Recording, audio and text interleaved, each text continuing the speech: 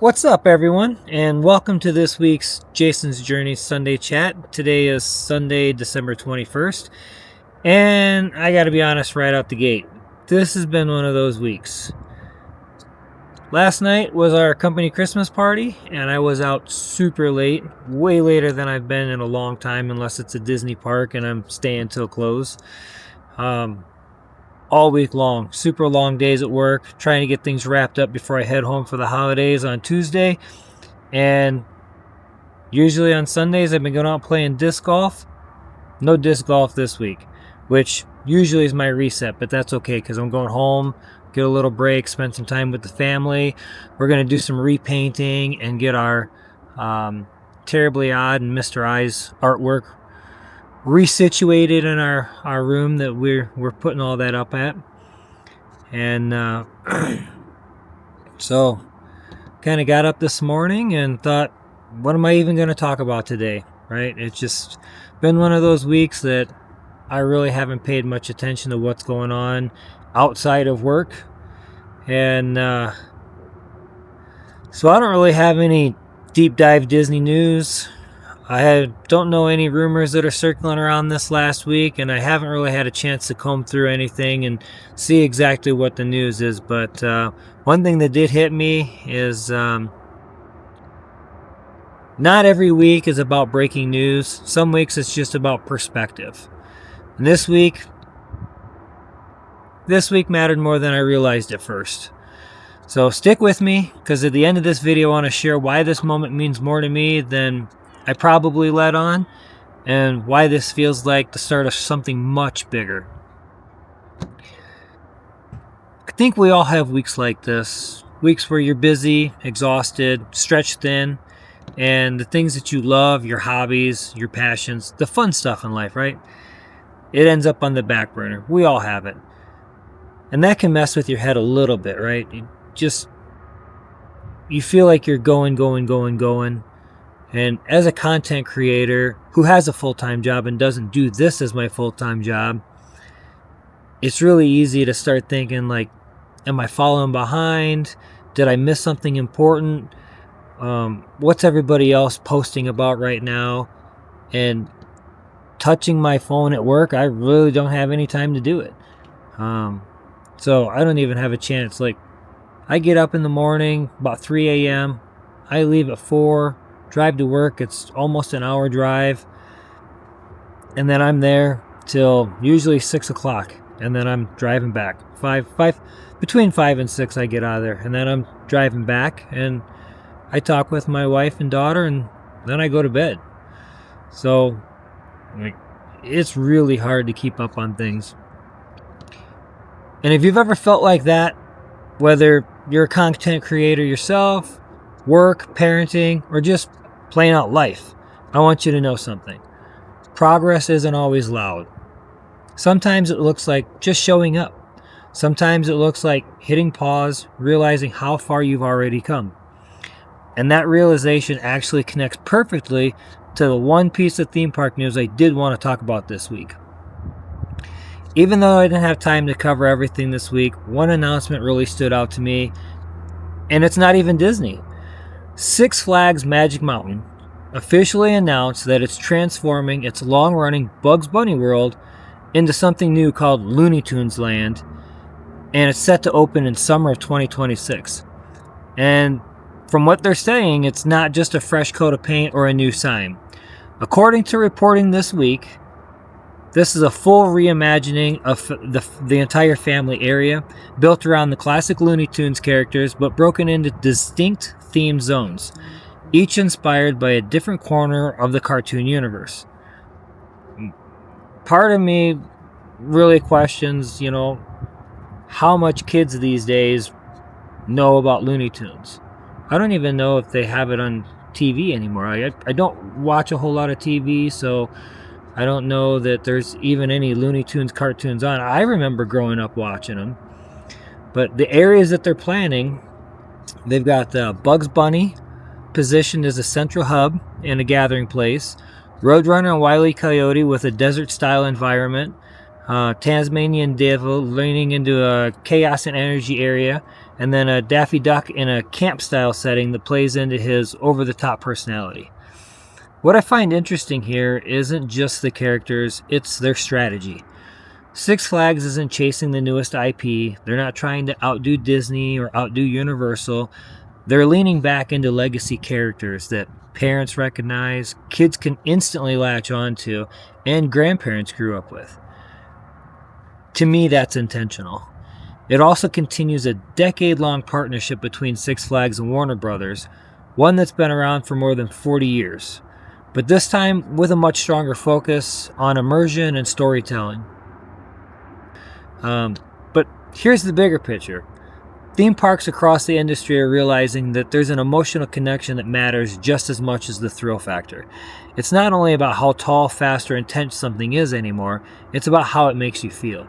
Disney has always been about how it makes you feel. To me, that's why Disneyland will always be an amazing park, because of the nostalgia. It's how it makes you feel. Knowing that Walt created that park, Walt lived in that park, Walt walked through that park. You're walking in Walt's footsteps every time you walk through that park. It has a nostalgic, emotional feel to it that will never go away. I love Walt Disney World, don't get me wrong. It's an amazing park. There's a lot to do. And I probably enjoy it more than Disneyland nowadays. But Disneyland will always be nostalgic, and it'll always be my home park and hold a special place in my heart. So, parks leaning into that, the realization ties directly into what this channel and my community has become, all of you. It's about how we feel, right? The what you take from the channel. Hopefully you're enjoying the content, and it helps you create memories through what I do, going to the park, showing you things that I do, and then you can go there and do them too, or remembering when you were younger and went to the park and did that, sparks memories.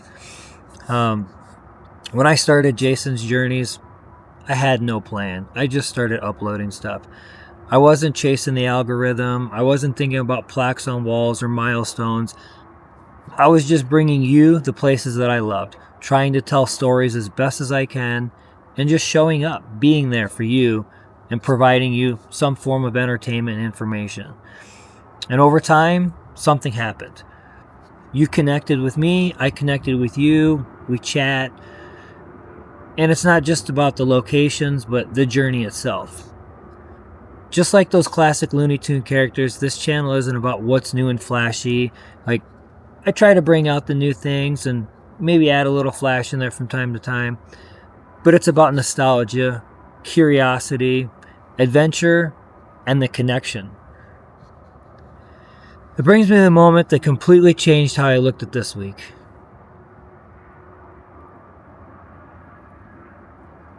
As I woke up, and I checked my phone, I realized that we hit 100,000 subscribers on YouTube.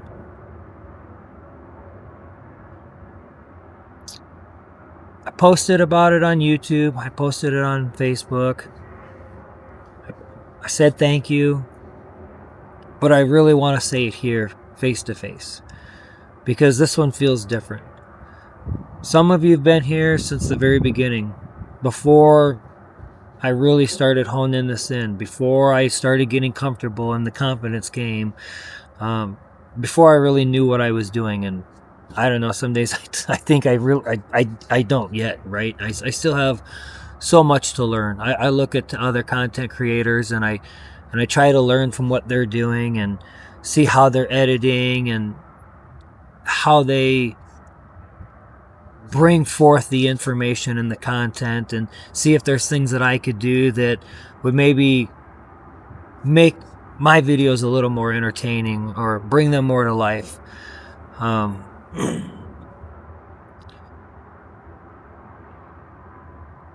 Everybody that just joined the channel has come from, I think, mostly Disney, but There's some other things, I post about roadside attractions. I had Arizona adventures. Now I'm here in Texas. Try to check some things out in my off time, which really isn't a lot. But every single one of you made a choice to stick around. And that number, 100,000, represents more than growth. To me, it represents all the late nights editing, especially after long days at work, filming when it would be easier not to, terrified walking around the parks when I first got my GoPro, wondering what people were thinking, wondering what they were saying because I was walking around with a camera. I let it get in my head so many times that I would just go to the park and leave my camera in my pocket or my bag and not film anything because I was terrified what other people were going to think about me walking around filming content. It took a while for me to learn that people don't really care as much as you think they do about what you're doing.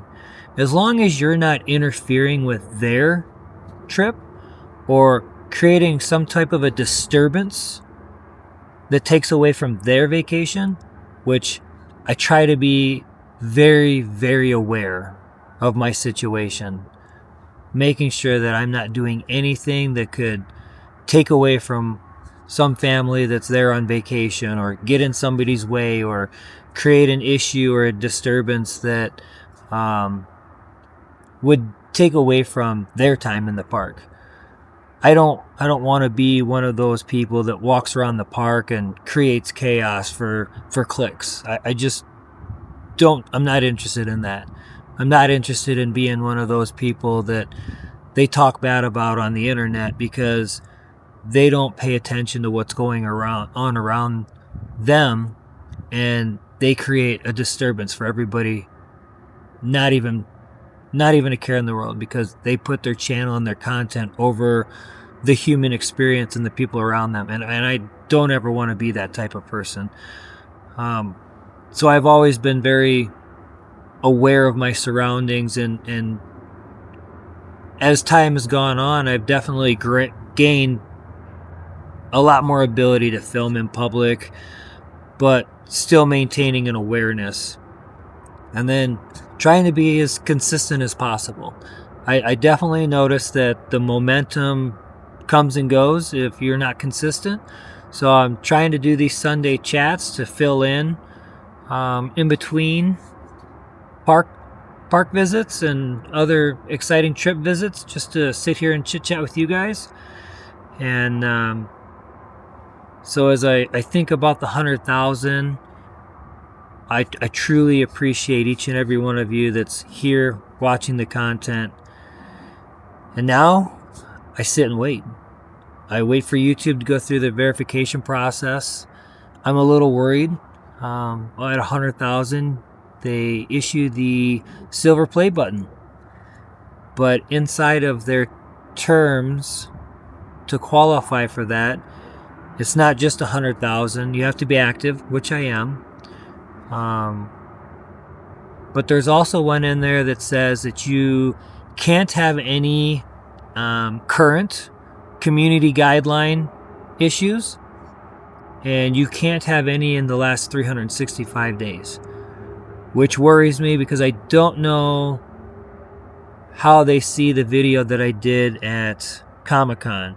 So when I was at Comic-Con, I was live streaming, and when the video processed, they pulled it down and they told me that it was taken down for community guideline violations for firearms, which I tried to appeal, and they denied my appeal, even though I was at Comic-Con and there was no firearms. It was toys, plastic replicas that people were carrying around while they were in costume. So I kind of worried that may hinder my ability to obtain the silver play button until August of next year, because when that video processed, it was the first week of August, and they pulled it down and gave me that community guideline strike. So we'll see. I'll wait and see what happens. It may be a long time before I can get that in my hands. We'll see if they process and they award it to me, or if I have to wait till I don't have anything on my account for over a year. The buttons, it's an interesting thing because it has a deep meaning to it. It's not just about the button, but it represents the belief. It represents all the time that I put into the channel, the time that you've put into watching my content. It represents us as a community. Sharing in the laughs and the tears and the memories. But in the grand scheme of things, I don't see it as just the play button. I see it as the first of many more to come through shared journeys, travel, excitement, wonder. As I get ready to go home for the holidays, as the year starts to wind down, I just want to say one thing to you, my community. Thank you for being here, being part of this journey. Thank you for watching, commenting, sharing, supporting. Even during the weeks when things were quieter. If you're watching this and you've never commented before, I would love to hear from you. I would love to interact with you in the chat. Let me know down in the comments. When did you find Jason's Journeys? What made you stay? What was the video? What was the moment where you decided, I'm going to subscribe? And if you're not subscribed yet, now is a perfect time, because 2026 is going to come in hot. More stories, more parks, more adventures, and we'll see how fast we can work our way up to that next play button, because it's a long ways away now. January looks like Disneyland for Lunar New Year. February looks like I'm going to do Disney World and do Fest of the Arts. March, heading back to Disneyland for Food and Wine Festival. And then in April, we were planning to go to Vegas. We were going to do Omega Mart and go see Wizard of Oz at the Sphere. And Universal Horror Unleashed. Eddie wanted to check out Omega Mart and whatever else we could see at the same time while we were there. Just a little short weekend trip. And she stumbled across Hamilton in Chicago that same weekend. So she changed her mind, decided we're not going to go to Vegas. We're going to head to Chicago and watch Hamilton. So that'll be a fun one. She is completely obsessed with Hamilton. She knows every word, line by line. She's seen them hundreds of times. So I think it's going to be the highlight of her spring break, is to take her and see something that she truly loves. And we'll just continue from there. I'm not sure what May on is going to bring. Lots of Disney content for sure. Lots of events. And we'll see what else we can sneak in there. But again, sincerely, thank you for being here. Thank you for being a part of this.